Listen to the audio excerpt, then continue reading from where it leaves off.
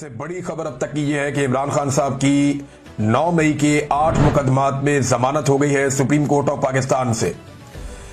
इससे पहले इमरान खान साहब पे सैकड़ों मुकदमात थे, एक एक करके उनके मुकदमात खत्म होते चले गए। बहुत सारे खत्म हो गए, बहुत सारों में उनकी जमानत कंफर्म हो गई, बहुत सारी सजाएं उनकी मुअत्तल हो गई। और उसके बाद अब इमरान खान साहब पे जो है वो 9 मुकदमात बाकी थे। 9 में से 8 मुकदमात फारिग हो गए हैं। अब इमरान खान साहब पे सिर्फ एक मुकदमा बाकी है, जिसकी वजह से वो अडियाला जेल में मौजूद है। वैसे मुकदमात की वजह से तो इमरान खान साहब अडियाला जेल में नहीं है। इमरान खान साहब को बेगुनाह जेल के अंदर रखा गया सिर्फ इसलिए कि पाकिस्तान की जो मिलिट्री एस्टेब्लिशमेंट है वो उन्हें अपना दुश्मन समझती है और वो ये चाहती है कि इमरान खान साहब माफी मांगे। जैसा कि फील्ड मार्शल के स्टेटमेंट में भी आपने देखा, डीजी ISPR के स्टेटमेंट में भी आपने देखा, हर दूसरे दिन टाउट्स आते हैं और वो ये कहते हैं कि सच्चे दिल से पाकिस्तान तहरीक इंसाफ माफी मांगे वरना ये कर देंगे वो कर देंगे। तो ये एक पुरानी कहानी है जो चल रही है। एक बात तो साबित हो गई इस फैसले से कि 2 साल तक इमरान खान साहब को 9 मई के 8 केसेस में नाहक कैद रखा गया है। ये जो 9 मई के 8 केसेस में इमरान खान साहब को 2 साल तक जेल के अंदर रखा गया, ये नाहक कैद रखा गया है। ये बात आज सुप्रीम कोर्ट ऑफ पाकिस्तान से साबित हो गई और ये भी साबित हो गई कि पाकिस्तान की अदालतों ने एक आले के तौर पे काम किया, एस्टेब्लिशमेंट का वो हथियार बनी और इस हथियार ने पाकिस्तान तहरीक इंसाफ को कुचलने में अपना पूरा किरदार अदा किया। अब चाहे ये लोअर जुडिशरी है, चाहे ये हाई कोर्ट्स हैं, ये सारा मामला आपके सामने है। ये अदालत ने फैसला दिया क्यों? देखें, अब हर तरफ जजेस कंट्रोल कर दिए गए हैं। सुप्रीम कोर्ट ऑफ पाकिस्तान में एक कंप्रोमाइज्ड किस्म के जजेस को पहुंचाया गया है, लेकिन मामला यह भी है ना कि जजेस पे भी दबाव होता है। एक दिन पहले 2 मुअज़्ज़िज़ जज साहिबान ने खत भी लिखा कि जनाब गलत तरीके से अदालत चल रही है, नाइंसाफी हो रही है, कानून और आइन के मुताबिक सुप्रीम कोर्ट ऑफ पाकिस्तान को चलना चाहिए। उन्होंने निशानदेही की, वकला का दबाव बढ़ता चला जा रहा है, जजेस के अंदर से दबाव बढ़ता चला जा रहा है। ये जब सारी चीजें होती हैं और उसके ऊपर सुहेल वड़ाइस साहब आर्मी चीफ की ख्वाहिश लाके छाप देते हैं कि जनाब इमरान खान इसलिए तो जेल के अंदर बंद नहीं है कि उसने जुर्म किए हुए, वो तो जेल में इसलिए बंद है कि वो आसिम मुनीर साहब से माफी नहीं मांग रहा या वो सच्चे दिल से माफी नहीं मांग रहा। अगर वो सच्चे दिल से माफी मांग ले तो मामला आगे बढ़ सकता है। तो सुहेल वड़ाइस साहब की तहरीरों पर तहरीरें आना शुरू हो जाती हैं। यूरोप के दौरे के ऊपर है भाई, आप सैर करें, लेकिन वहां पर भी ड्यूटी इतनी सख्त है कि वहां से वो तहरीरें लिख लिख के दे रहे थे ख्वाहिशात को जो है वो अमली जामा पहनाने के लिए। और ख्वाहिशात किसकी है? मिलिट्री एस्टेब्लिशमेंट की है। फील्ड मार्शल से उनकी मुलाकात होती है। ये सारी चीजें मिलकर अदलिया के ऊपर एक बहुत प्रेशर बना गई थी और अदलिया जो है बहुत बुरी तरह एक्सपोज हो गई थी। फिर एक के बाद एक तारीख हो रही है, एक के बाद एक तारीख हो रही है। अदालत के अंदर क्या हो रहा है? अडियाला जेल में वहां पे 4थी मरतबा तारीख दे दी गई है। इमरान खान साहब का केस लगने नहीं दिया जा रहा वहां पे। ये वहां पे सूरत हाल है। सुप्रीम कोर्ट ऑफ पाकिस्तान में इसमें बार बार की तारीख दी और बिलाखिर इमरान खान साहब को बेल देना पड़ी। लेकिन इस केस में 1-2 चीजें मैं आपको बताऊं जो मैंने बात की है सहाफियों से। उन्होंने ये बताया कि जानबूझकर चीफ जस्टिस ऑफ पाकिस्तान ने बार बार ये जो केस था इसके मेरिट्स के ऊपर जाने से रोका। यानी केस के आपने मेरिट्स देखने होते हैं ना कि भाई ये गवाही सच्ची है या झूठी है। तो सुप्रीम कोर्ट ऑफ पाकिस्तान ने मेरिट्स के ऊपर जाने नहीं दिया वकला को।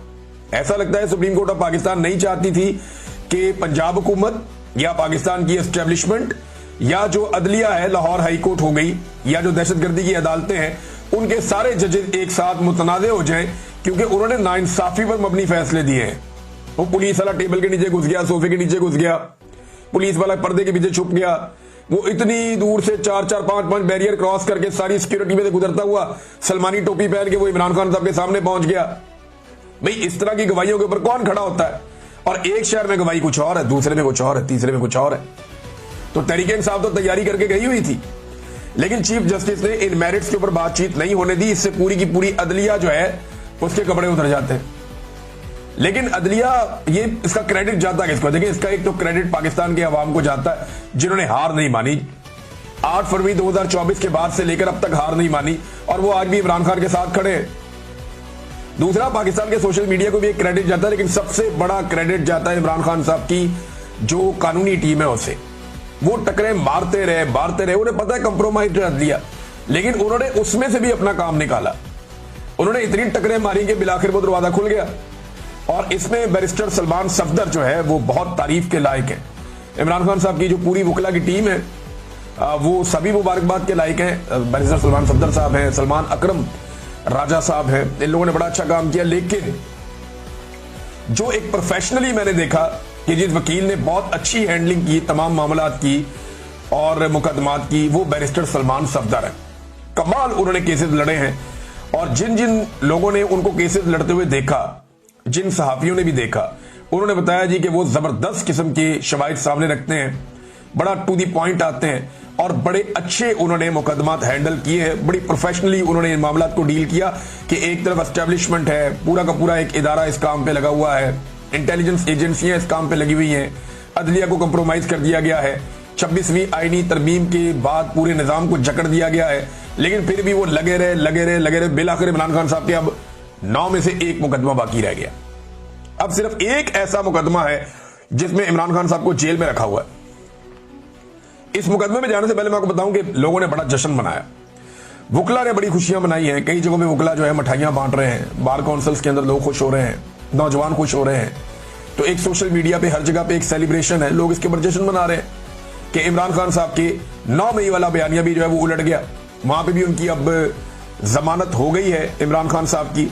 नून लीग बड़ी अजीबोगरीब सूरत हाल में, उसे समझ नहीं आ रही इन जजों को गालियां देनी है या नहीं देनी, क्योंकि ये वही जजेस हैं जिन्होंने हर तरह की सहूलतकारी इस निजाम के लिए की है।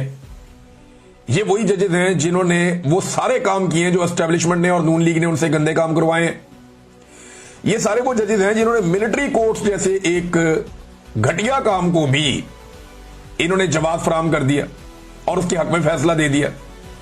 अब जब सुबह जज तब्दील हुए ना, तो उसमें यह पूछा गया इमरान खान साहब की फैमिली से कि जनाब आपको कोई एतराज है? उन्होंने कहा कोई एतराज नहीं है, जो भी जज हमें इंसाफ दो। सिर्फ अच्छा किया उन्होंने, वरना कई जर्नलिस्ट और बाकी लोग ये कह रहे थे कि जनाब अतरफुल्ला साहब को लाना चाहिए था या शहजाद साहब को लाना चाहिए था, जो दीगर जज है, जो न्यूट्रल जजेस हैं, उनको लेकर आना चाहिए था।